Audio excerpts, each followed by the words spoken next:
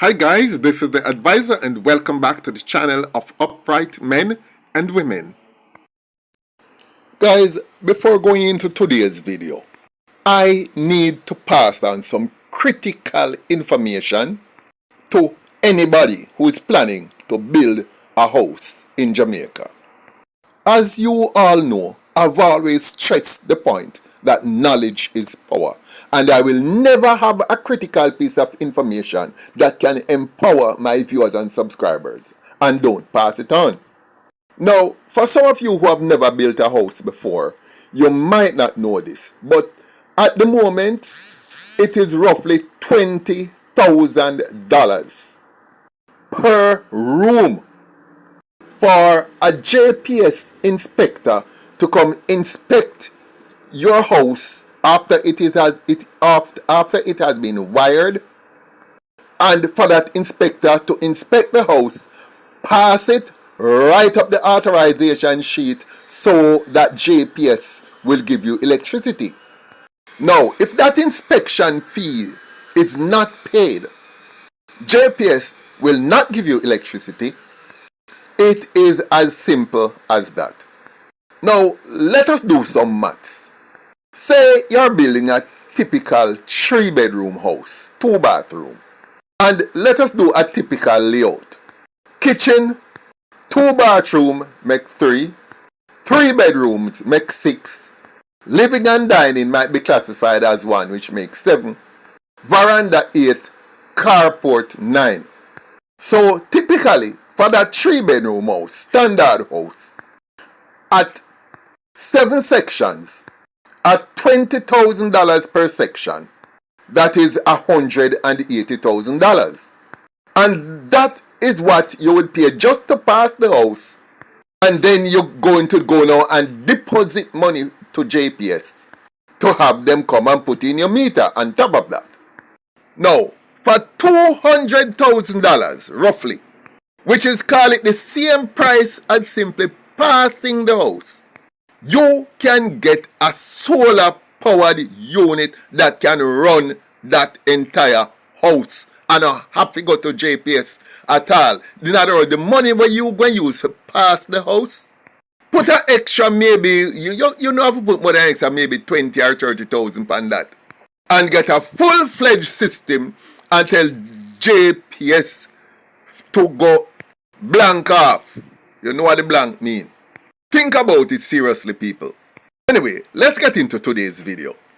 3 gunmen left from way a Forest Cross in a Clarendon, go way a Westmoreland to get involved in a drive-by shooting and end up get them dead.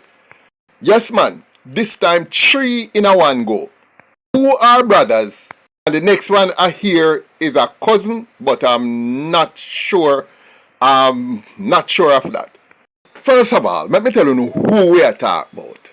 These are they: Roderick Dunn, Alvin Dunn, and Kirk Anglin. And all 3 are senior members of a gang known as Disarray.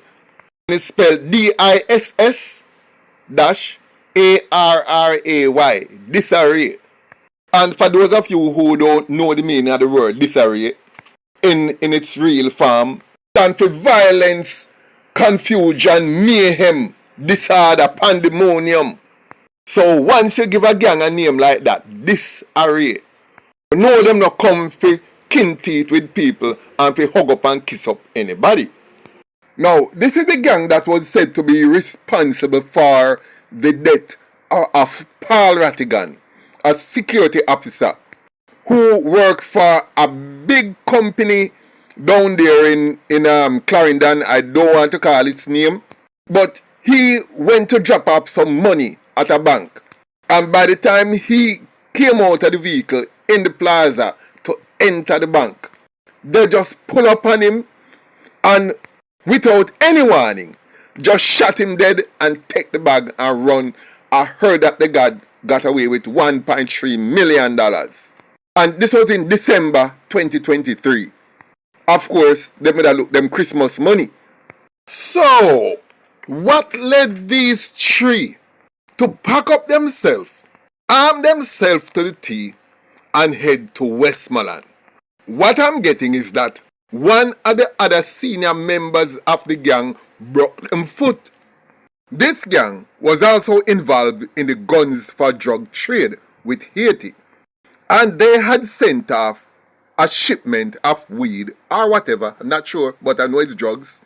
And when the guns came back, one of the members broke them foot and take the entire shipment and run away with it, go a Westmoreland.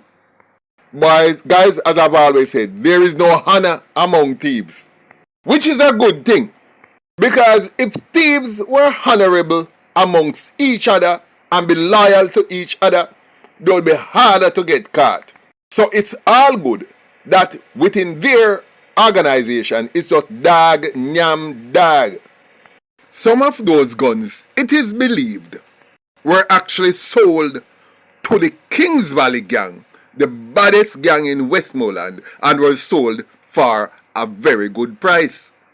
Now, this man who broke them foot, he set up a nice little bar near to Negril, and him call it Irie Bar. And it became a really good hangout spot. Yeah man, very popular spot. And Jamaica's a small place, you know. So eventually, the guys from the Disarray gang eventually find out where he was. And you know, once them find out where he was, it's payback time. So, them don't do nothing more than pack up themselves in a vehicle and head straight for Westmoreland. So what they did, when they reached this watering spot, they sent in the cousin, assuming that Paul Rattigan was actually them cousin. Because at the time when this man had broke them foot of those guns, the cousin, Paul Rattigan, was not yet a part of the gang. So, them send him in, just give him them photograph and say, go check if he is inside there. So him go in the man, sit down, order drinks, and was sitting down and a cruise out the place. But unknown to them, the man who them go for, he was in a back room monitoring some cameras. One of the two brothers had stepped out of the vehicle and was standing up outside smoking a cigarette and leaning on the vehicle. And my man recognized them. So he realized that something was up. So as bad luck would have it, or should I say as good luck would have it, there were some policemen who were on patrol who had stopped outside after a while. But the one on the inside did not know that there were police outside because they were in a patrol car. The one inside now, he was sitting down, not aware of what's going on outside. So the ones outside call him and say, be on the alert, police out here. So what happened now was that the three gangsters now, them get bummy. So as soon as the police patrol car drove off, them decided to say, no, we're going to call off this operation. So they headed back to Clarendon and they were passing through Frome. But in that space of time, my man, they done spot them already. The person who was supposed to be the victim, he had already spotted them on CCTV. So him called the police now who were going in the opposite direction. Tell them, said, those men in that white car, here it was an Axio, but I'm not sure. Those men who were in front of the bar, they just leave here and they're heading east. Find them and stop them. Them a bad man. And this was how the police managed to intercept them at Frome. When the police turned on light on them and tried to stop them, they sped off, but the police caught up with them. A shootout ensued, and two of them, the two brothers, were killed on the spot. The cousin now, him run into nearby bushes, really nearby bushes. And people who saw when him run into bushes start to chase him down, but he looked like he dropped the gun or fling it where or something. Because while two guns were found in the car, no guns were found on the cousin. But of course, we know he would have gone armed too. And after a few hours, they found him. They call people clothes off a line, change all him clothes. But in those places, everybody know everybody. And as long as you're a stranger, people know a stranger when them say a stranger. So him could only hide for so long and no further. And him don't know the place. But by the time the police cornered him, it seems that he had picked up bullets in the original shootout before the vehicle crashed. Because when they found him, he was actually lying on his face, gasping for breath. So he was taken to the hospital where he was pronounced.